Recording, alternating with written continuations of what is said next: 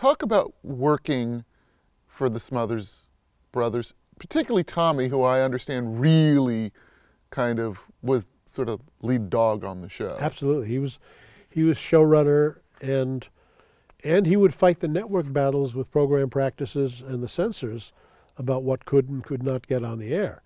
And the censors, CBS was at that time, the Tiffany of networks. It was the Cronkite network. They had a real reputation as being, first among equals.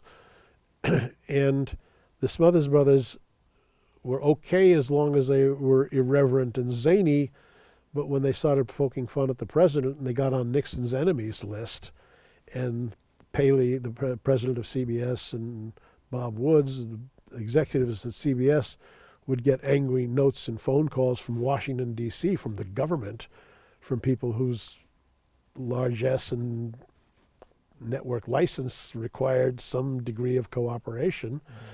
The network would come down on the show. They say, hey, don't do that. And Tommy would say, free speech. We can do anything we want. You're censoring us for political purposes, and we're trying to make a political point. And they would clash. Now, did this not happen prior to this new staff coming in the year you joined the show? I'm pretty sure that it occurred a few times, because they had Harry Belafonte was a guest. Right. And did Don't Stop the Carnival against footage of the Chicago riots of 1968. Right, and that's prior to when you joined the show. I think so. And then didn't that get cut from the show? Mm-hmm. And when Joan Baez did the show, she dedicated a song. This is to my husband David, who was a prisoner of conscience at a federal prison in Arizona for defying the draft. This is Song for David, and she played the song. When CBS got the tape for the show, and you got to remember, in 1969, 70, it was very hard to edit videotape. It was 2-inch high band tape.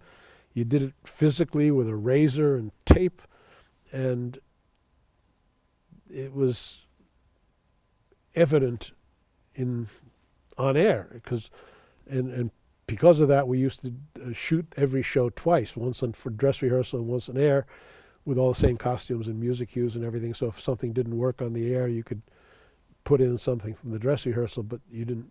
So when they got to the Joan Baez segment, the network, without consulting Tommy, made a cut where Joan Baez says, as she's introducing the song, this is a song for my husband David, who's in prison in Arizona, like he was a car thief or a bank robber. Oh, that was a byproduct of the editing. That was in her introduction. It says, "This is for my husband David, who's a prisoner of conscience because he's a draft resistor and he's in a federal prison in Arizona." Edit. This is for my husband David, who's in a federal prison in Arizona. Wow. With a weird video glitch where the razor came in. Now, I heard you recently in another interview talk about how Tommy tried to get around these network interventions. Do you want to tell that story? Because I'd never heard this before. Yeah, well, we actually I think we also did it on the Odd Couple. Anyway, it's a writer's ploy.